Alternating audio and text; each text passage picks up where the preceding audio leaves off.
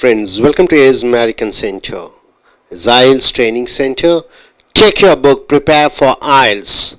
It is the writing strategies and skill development class, page number 97 to 98. Take your book.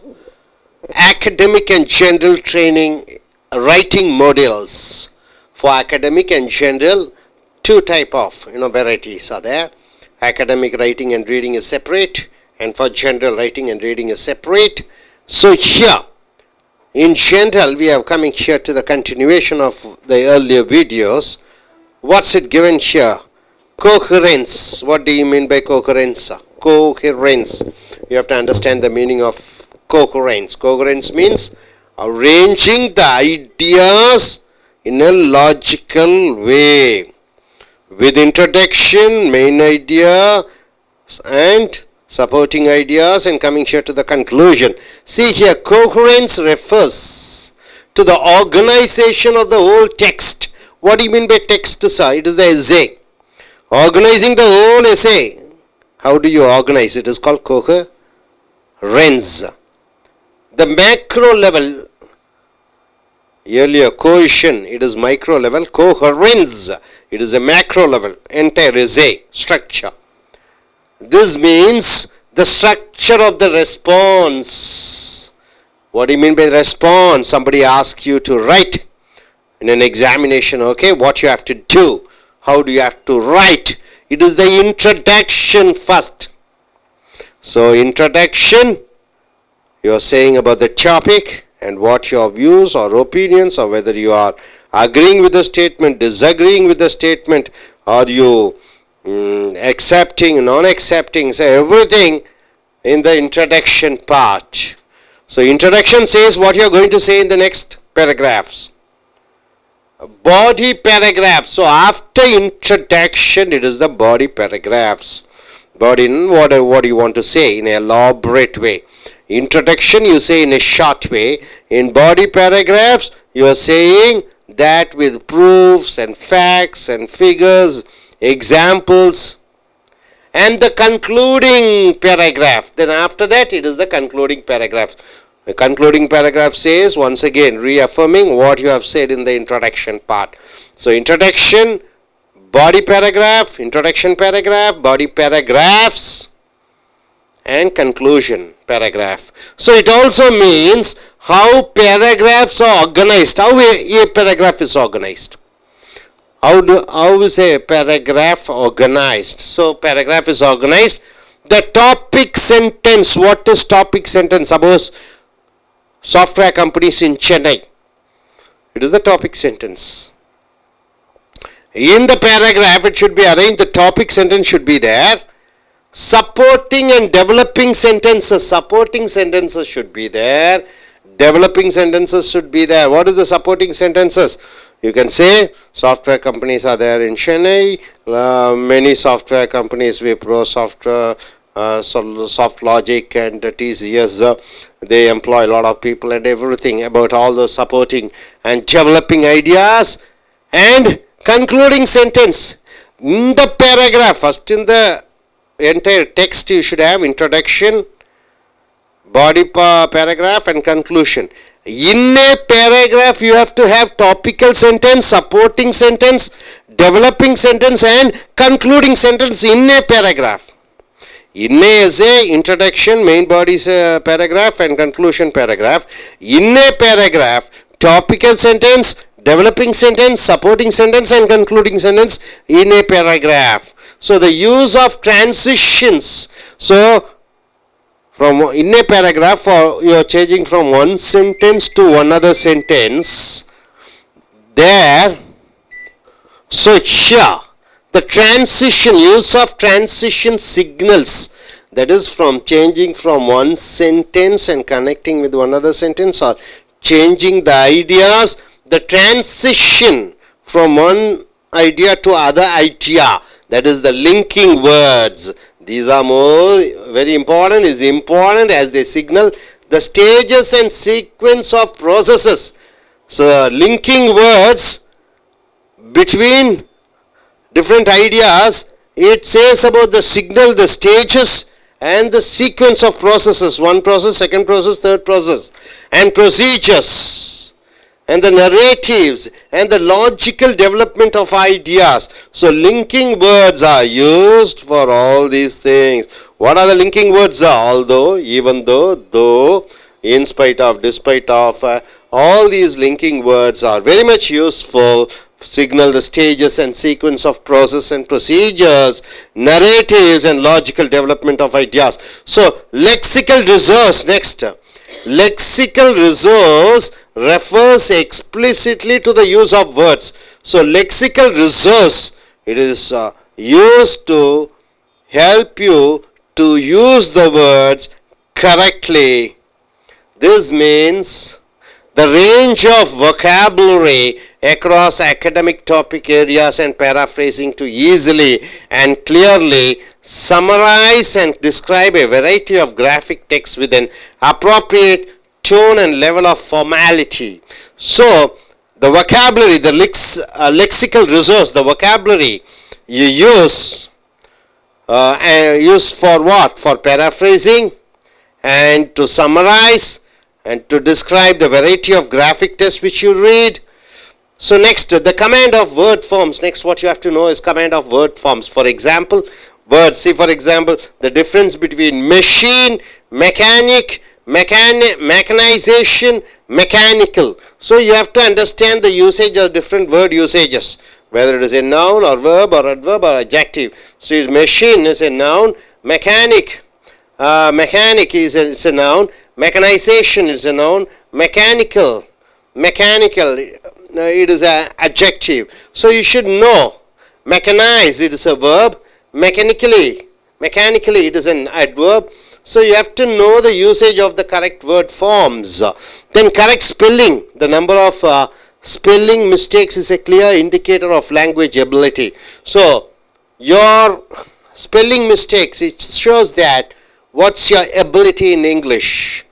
Now coming here, grammatical range and accuracy. Grammatical range and accuracy. Under this, what they have given, this refers to your command of the grammar of English and the rate of error. So how much mistakes you make, the more the mistakes, the more the grammatical error. That is, your command of English is lesser.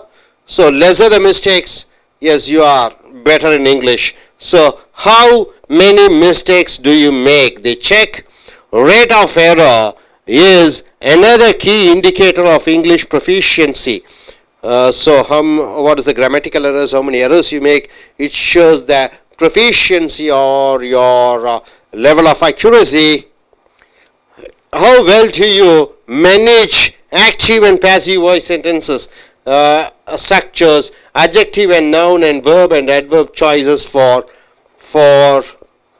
describing information. So active and passive voice for describing information, or adjective or adverb or noun or verb, which do you use? And the correct use of preposition of time and place. Time preposition, place preposition. For example, on. On is used with the time to say on Monday. Day is used.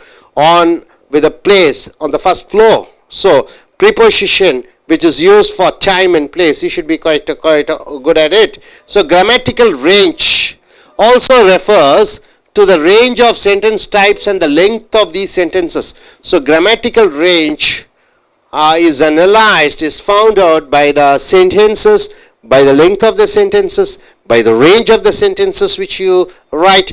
Do you use a mix of simple sentence, compound and complex sentences of varying lengths?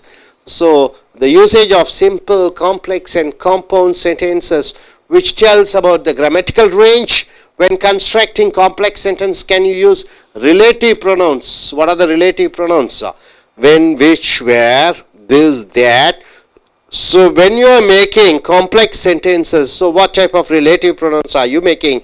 Subordinating conjunctions and participles correctly and efficiently. So subordinating conjunctions, what are they? Because, if, and participles. Yes, for example, what are the participles? Present participles, past participles, correctly and effectively. So all these things they check. So first what you have to do is identify the subject of the graph. Number one, So in task 1 in academic, first you have to understand what is the subject of the graph. Graph is given, what is the subject about it.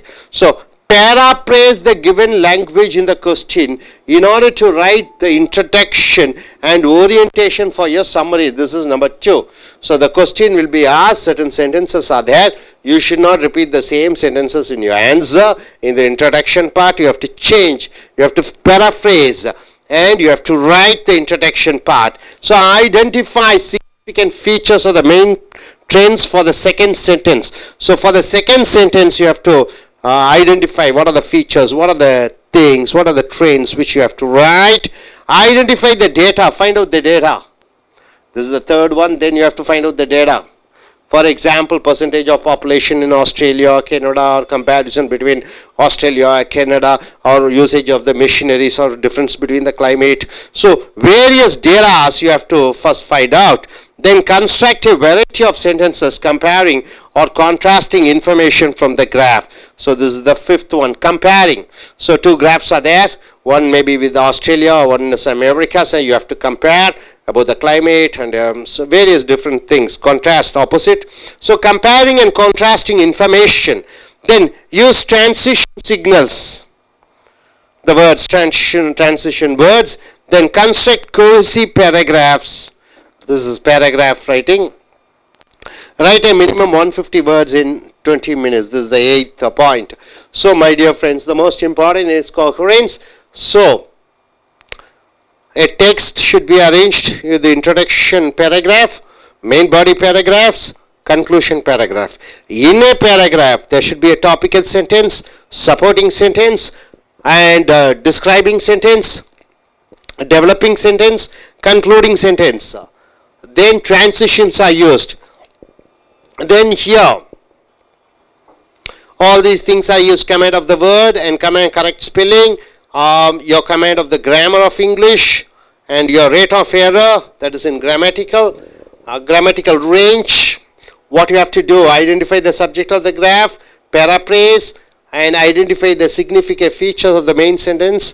And for the second sentence, you have to write data identification, constructing various comparing and contrasting information which you have to find out. Use transition signals, cohesive paragraphs, and 150 words in 20 minutes. This is the most important. So I request the IELTS taker to come forward and tell what she is able to understand. Yes.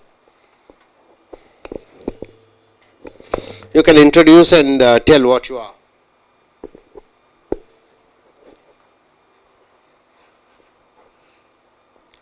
Good afternoon. My name is Vishnu Priya. Today topic is academic and general writing module. First, coherence. Coherence is 3 types. One is introduction part and main part and then conclusion part. In that there are three types of paragraphs. In that each paragraph we can arrange that first is main. What's the topic? Main topic, and then developing sentence, and then concluding sentence. Those are in that paragraph. There are 3 types of sentences. First is topical sentence, and then developing sentence and concluding sentence. Then lexical resource. In that lexical resource, we use that academic topic. We can arrange the sentence perfectly in that related topic. Then we can use the command of words. What are the command of words means? For example, machine and mechanic. Here, in that words, which is the subject, which is the verb, which is the adjective. First, we can identify the word. Then we can write that. And then next, the correct spellings. The spelling mistakes is, we have to check your ability in that English. We can rectify that spelling mistakes. And then next, grammatical range and accuracy.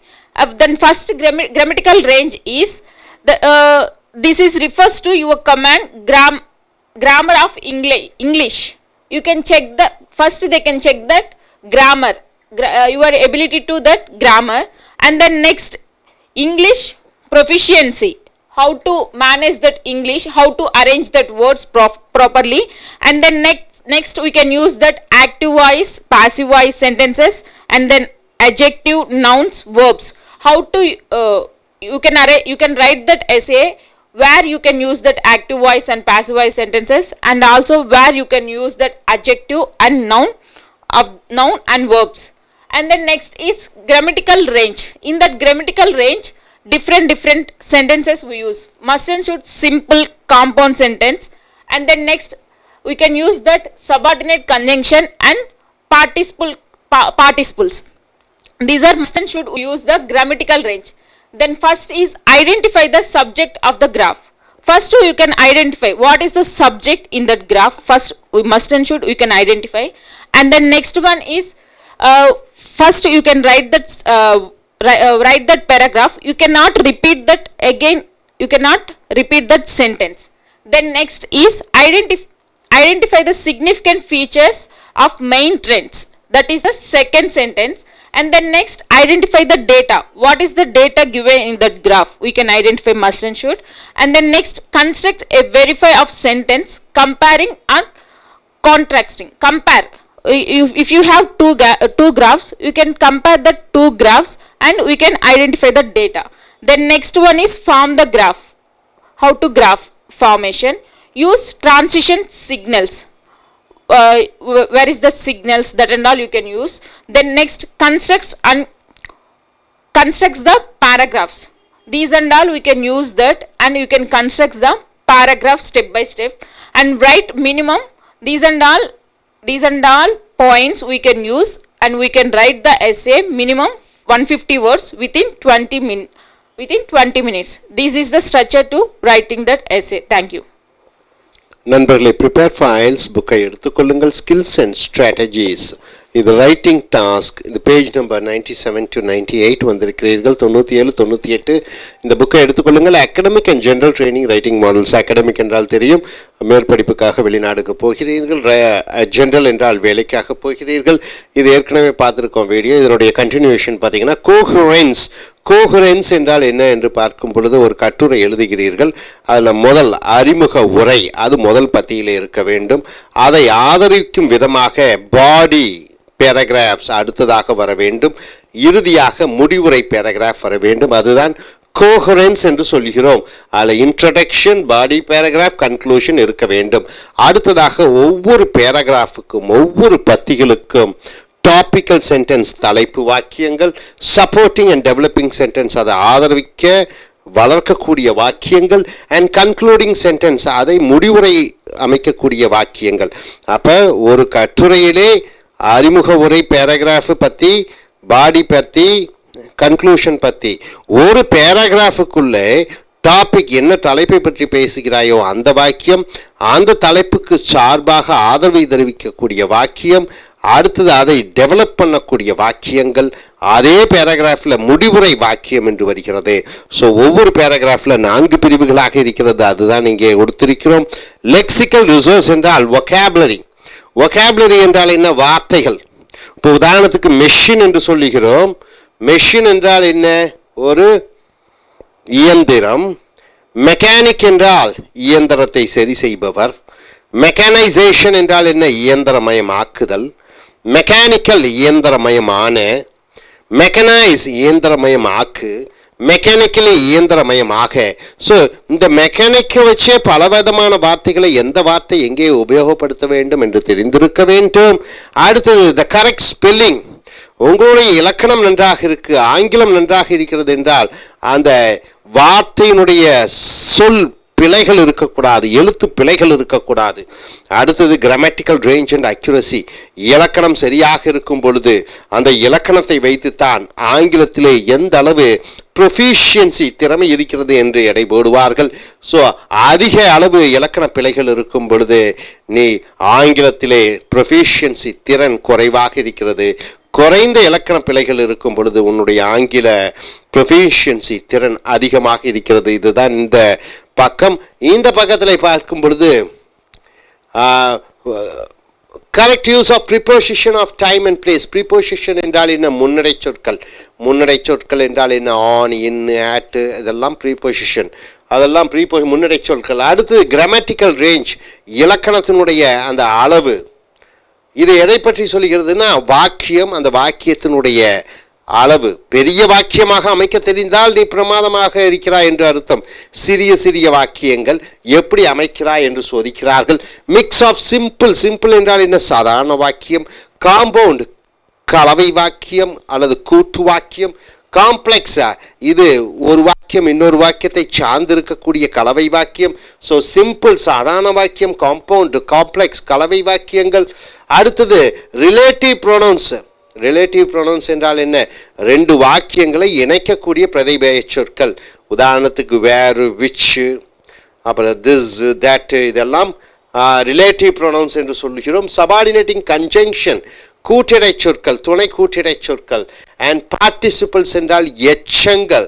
Present participle, past participle, அதுகளையெல்லாம் கரெக்டாக சரியாக பயன்படுத்துகிறாயா, efficiently திறமையாக பயன்படுத்துகிறாயா என்று பார்க்கிறார்கள். அடுத்தது identify the subject of the paragraph. முதலாவதாக அகடமிக் டாஸ்க் 1ல் அந்த கிராஃப் என்ன என்று பார்க்க வேண்டும், நம்பர் 1. ரெண்டாவது paraphrase the given language in the question in order to write the introduction. அப்போ பேராப்ரேஸ் என்றால் வார்த்தைகளை மாற்றி எழுதி அந்த அறிமுக உரையை நீ கொண்டு வர வேண்டும். And orientation for your summary. Identify significant future the main trends for the second sentence. ரெண்டாவது வாக்கியத்தை எப்படி பண்ணுவே என்றால் என்ன என்று அந்த குறிப்பை பார்த்து நீ எழுதுகிறாய். மூணாவது ஐடென்டிஃபை த டேட்டா. டாஸ்க் 1ல் அகாடமிக்கில் ஒரு வரைபடம் கொடுத்திருப்பார்கள். அதில் பல தகவல்கள் இருக்கும். அந்த தகவல்கள் என்ன என்பதை சரியாக ஊன்று கவனித்து அதை கிரகித்து கொள்ள வேண்டும். Construct a variety of sentences comparing or contrasting information. உதாரணத்திற்கு அமெரிக்காவுக்கும் இந்தியாவுக்கும் உள்ள வேறுபாடுகளை ஒரு வரைபடம் மூலம் வரைந்திருப்பார்கள். நீங்கள் அந்த வரைபடத்தின் மூலமாக கம்பேரிங் ஒப்பிட்டு பார்க்கக்கூடிய திறமை, கான்ட்ராஸ்டிங் ஒன்றுக்கு ஒன்றாக எதிர்மறையாக இருக்கக்கூடிய அதனுடைய அமைப்பை நீங்கள் அறிந்து கொள்ள வேண்டும். Use transition signals. டிரான்சிஷன் என்றால் என்ன? ஒரு கருத்திலிருந்து இன்னொரு கருத்திற்கு மாறும்பொழுது என்னென்ன வார்த்தைகளை பயன்படுத்துகிறாய். Construct cohesive paragraphs. முறையான ஒரு பத்திகள். Right A minimum 150 words in 20 minutes. 20 நிமிடங்களிலே 150 வார்த்தைகளை நீங்கள் எழுத வேண்டும். ஸோ நண்பர்களை, இனி அடுத்து வரக்கூடிய வீடியோக்களில் மற்றவைகளை பார்ப்போம்.